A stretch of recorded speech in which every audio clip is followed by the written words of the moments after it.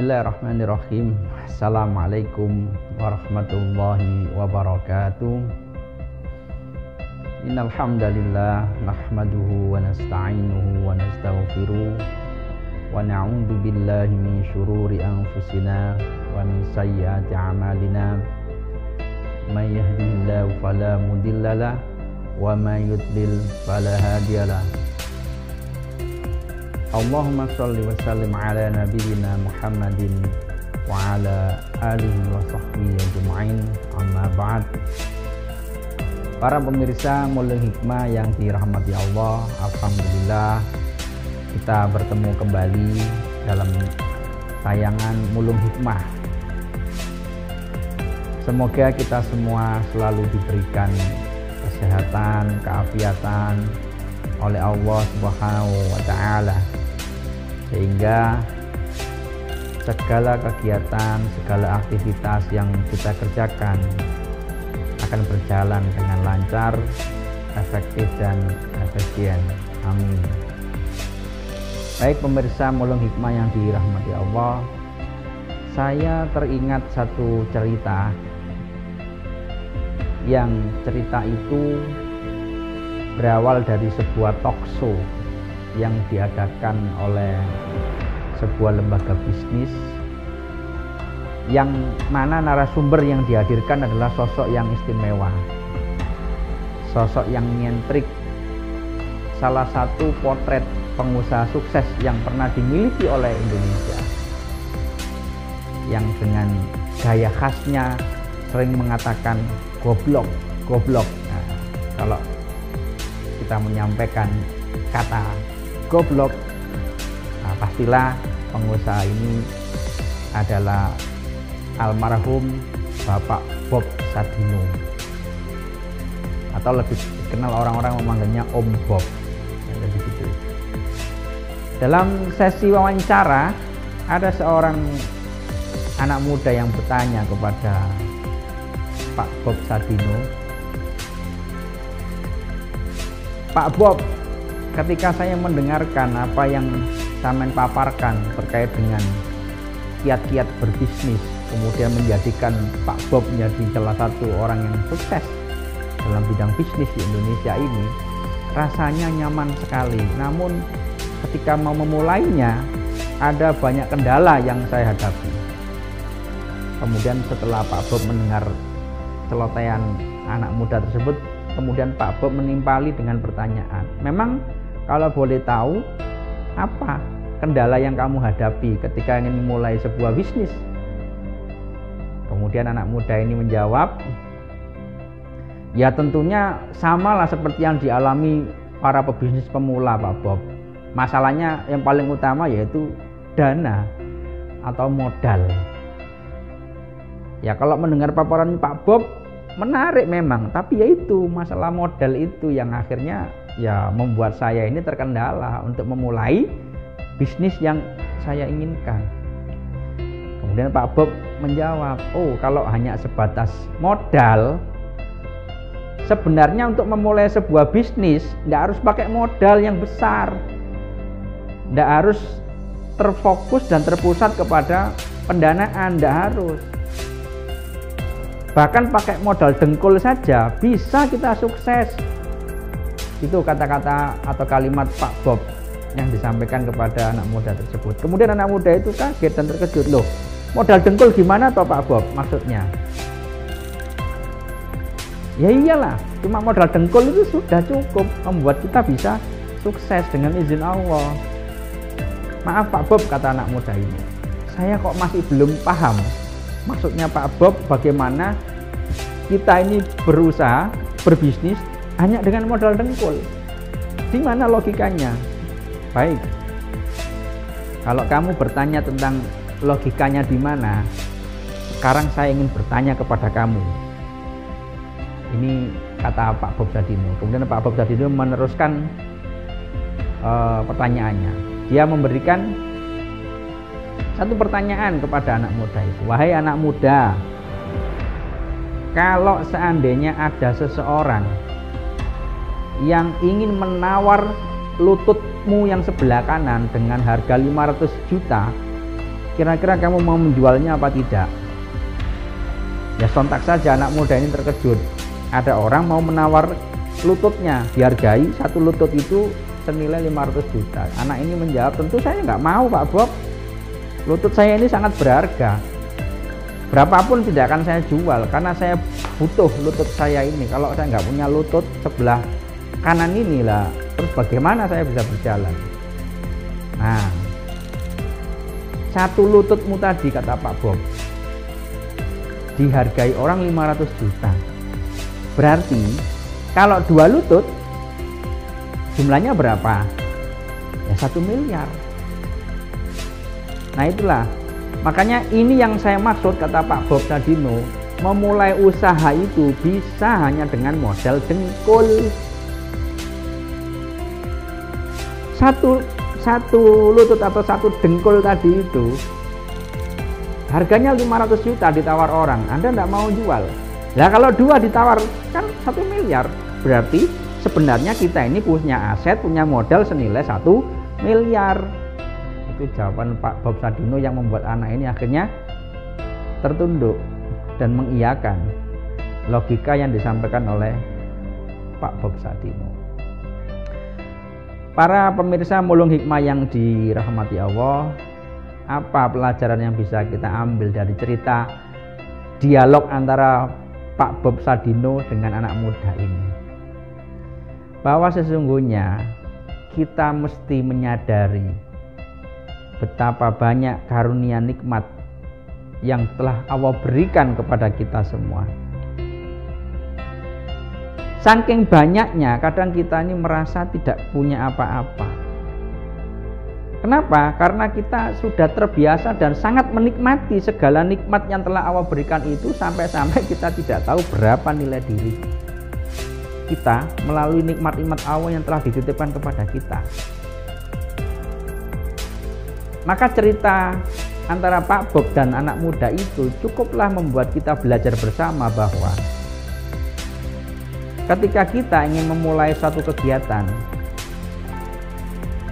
yang mana rata-rata orang menjadikan alasan untuk tidak bergerak dikarenakan satu hal, yaitu masalah pendanaan. Padahal sesungguhnya nikmat yang diberikan Allah tidak hanya cukup pada dana atau uang, tidak itu. Kesehatan, keafiatan yang Allah berikan, yang Allah titipkan kepada kita itu juga sebagai modal sebenarnya. Modal utama yang sangat banyak yang kita miliki. Kita bisa melihat itu sudah luar biasa besar nikmat yang kita rasakan. Mengapa? Coba di luar sana ada sebagian saudara-saudara kita yang matanya mulai berkurang penglihatan dan ketajamannya ketika memandang. Bahkan ada yang sudah Allah ambil nikmatnya, sebelah matanya tidak bisa melihat, atau bahkan ada kedua matanya yang tidak bisa melihat. Telinga kita masih aktif mendengarkan berbagai macam informasi dengan baik. Sementara ada orang-orang di luar sana, saudara-saudara kita, yang mulai berkurang pendengarannya. Bahkan ada yang tidak bisa mendengar sama sekali. Kedua kaki kita diberikan kesehatan oleh Allah. Kita bisa menikmati, kita berjalan, kita berlari, kita berolahraga. Kita berolahraga bisa macam-macam, ada badminton, ada bermain bola, ada main voli, atau berenang. Itu semua membutuhkan organ-organ tubuh yang bisa kita gerakkan, dan Allah memberikan itu semuanya, dan kita dimudahkan untuk melakukan semua aktivitas itu. Itu sebenarnya adalah modal utama ketika kita mau melakukan kegiatan apapun. Namun ada juga sebagian kecil orang menganggap modal itu hanya sebatas uang saja. Padahal bukan itu. Modal dianggap hanya sebagai sesuatu yang tangible saja, yang kasat mata, baru itu dikatakan modal. Kalau mau usaha, ya ada duitnya untuk memulai usaha. Padahal untuk memulai sebuah usaha tidak harus dengan duit semata, tidak. ide-ide segar yang kita miliki, yang kita punyai ya, kemudian keyakinan, kemudian ada niat, itu sebenarnya juga modal, kan begitu. Makanya tidak harus sebatas uang yang bisa kita jadikan sebagai modal, apalagi modal usaha untuk bisnis ya, tidak harus uang. Tanpa modal uang pun kita bisa melakukannya. Kalau katanya Pak Bob Sadino, cukup modal dengkul. Dengkul kita itu dihargai 1 miliar, kalau 1 500 juta, kalau 2 dengkul kan 1 miliar, itu kata Pak Bob. Padahal itu sesuatu yang nyata, tapi kita tidak menyadari.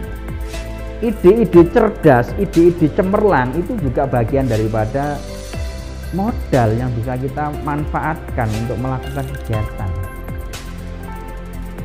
Jadi begitu. Maka saya teringat dengan kalimat motivatif yang diberikan oleh salah satu guru kami ya.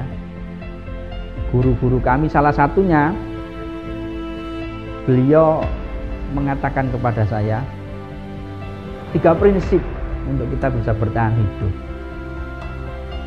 Yang pertama adalah be the first. Yang kedua, be the best. Dan yang ketiga adalah be different. Nah, saya akan kupas yang pertama. Jadilah yang pertama, be the first. Jadilah yang pertama. Maksudnya begini, ketika kita berada dalam satu tempat yang baru, ya, apalagi kita seorang perantau, ketika kita berada di tempat yang baru, maka Anda bisa menggunakan prinsip ini ketika ingin bertahan hidup. Jadilah orang pertama.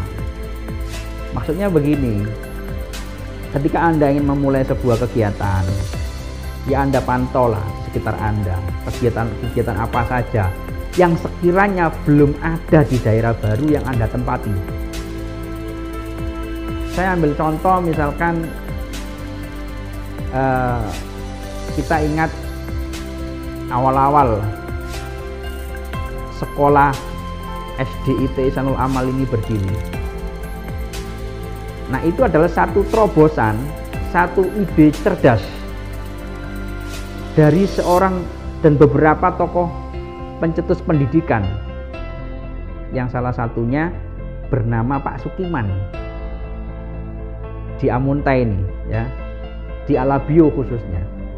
Itu ide cerdas dari beberapa tokoh, salah satunya adalah Pak Sukiman. Tahun 2019 beliau menerima Satya Lancana Pendidikan dari Presiden Jokowi. Ini salah satu pencetus pendirinya SDIT Ihsanul Amal, yang sekarang berkembang dengan unit-unit yang baru. Ada TK, ada KBIT, ada SMPIT juga, kemudian ada Rumah Karunia, tempat anak-anak berkebutuhan khusus yang didirikan oleh lembaga ini, Ihsanul Amal. Nah, beliau membaca situasi pada waktu itu tahun 2008, membaca situasi di mana semua orang sudah menikmati pendidikan. Nah, kemudian beliau membuat ide dengan kawan-kawannya, ada Ustadz Husaini Suni, ada Ustadz Arsyad, ada Bu Titin Roslina, ada Pak Wisnu, nama-nama yang ada yang sebagai pencetus sejarah lahirnya Ihsanul Amal di Alabio dan Amuntai ini. Ide-ide cerdas, mereka semuanya membuat kreasi, ide baru, ide segar, memunculkan sebuah lembaga pendidikan yang bisa menghadirkan dan mengkombinasikan pembelajaran umum dan pembelajaran khusus. Pembelajaran yang ditetapkan oleh pemerintah melalui Dinas Pendidikan dikawinkan, disatukan dengan pendidikan Islam dalam satu paket, kemudian mereka beri nama Sekolah Islam Terpadu, yang pada waktu itu belum ada di Amuntai, di Kabupaten Hulu Sungai Utara, itu belum ada. Nah, inilah salah satu contoh yang saya maksud dengan jadilah yang pertama. Kalaupun hari ini sudah ada beberapa lembaga pendidikan yang sudah hadir di Amuntai ini dan sekitarnya, yang itu mirip semuanya adalah hasil dari fotokopi Ihsanul Amal. Sejarah mengatakan yang pertama kali menghadirkan model pendidikan alternatif yang terbaru, terunik, yang bisa mengkombinasikan pendidikan Islam dan pendidikan umum itu hanya adalah Ihsanul Amal. Nah, inilah prinsip bertahan hidup, menjadi yang pertama. Kemudian yang kedua, be the best. Kalau kita tidak bisa menjadi yang pertama, pastikan kita bisa menjadi yang terbaik.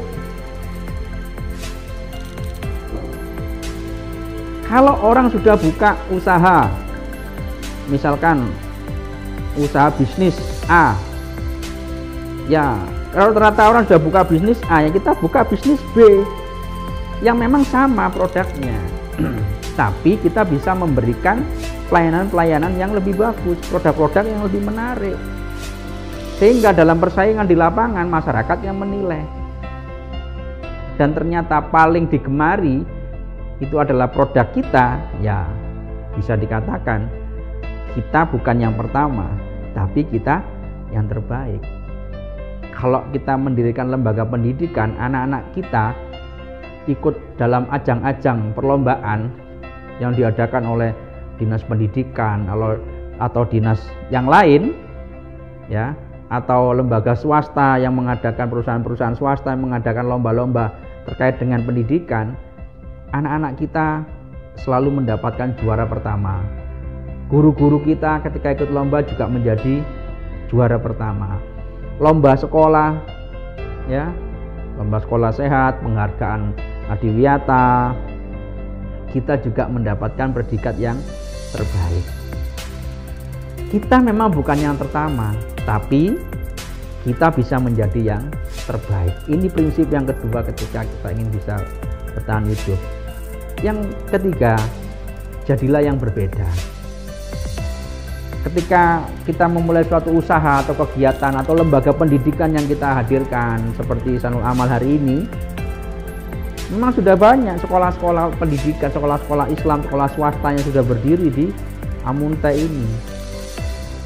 Namun Ihsanul Amal bisa memberikan hal yang berbeda, bisa menghadirkan produk yang berbeda, bisa menghadirkan pelayanan yang berbeda, bisa menghasilkan ide-ide yang berbeda, bisa menunjukkan potret-potret kegiatan yang berbeda, sehingga ketika semua itu dilakukan secara bersama,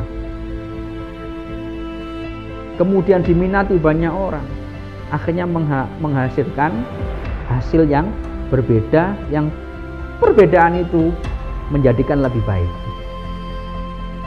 Nah, ini contoh yang sudah dilakukan oleh orang-orang di Ihsanul Amal kalau kita berbicara tentang pendidikan di Hulu Sungai Utara. Jadilah yang berbeda. Kalau orang menawarkan produk dengan model pelayanan A, kita tawarkan produk yang sama dengan pelayanan B. Ketika orang mengkombinasikan pelayanan A dan B dijadikan satu, kita hadirkan C. Maka ketika kita berusaha mencari hal-hal yang terbaik, hal-hal yang baru, kemudian kita hadirkan, kita kemas dalam produk yang lebih menarik, itulah yang bisa membuat kita menjadi orang yang berbeda. Kalau kita mengelola lembaga pendidikan kita menjadi lembaga pendidikan yang berbeda. Kalau kita menjadi seorang pebisnis, jadilah pebisnis yang berbeda. Nah, inilah 3 prinsip hidup yang bisa kita terapkan di semua bidang kehidupan. Mau Anda berprofesi sebagai apapun, terapkanlah 3 prinsip ini. Be the first, jadilah yang pertama. Kalau nggak bisa be the first, jadilah be the best, jadilah yang terbaik. Kalau nggak bisa jadi yang pertama, nggak bisa jadi yang terbaik, jadilah yang ketiga, be different. Jadilah orang yang berbeda. Orang yang berbeda, dia bisa mengkombinasikan antara yang pertama dan yang terbaik dengan satu rumus sederhana, yaitu yang sering kita dengar, istilahnya adalah ATM, amati, tiru, modifikasi. Baik pemirsa Mulung Hikmah yang dirahmati Allah, mungkin ini yang bisa saya sampaikan, yang bisa saya bagikan dalam waktu yang sangat singkat ini. Semoga apa yang kita sampaikan bisa bermanfaat, khususnya untuk saya pribadi dan secara umum untuk semua pemirsa yang menonton dan menyaksikan acara Mulung Hikmah dimanapun Anda berada. Wallahul muwaffiq, wallahu a'lam bishawab. Assalamualaikum warahmatullahi wabarakatuh.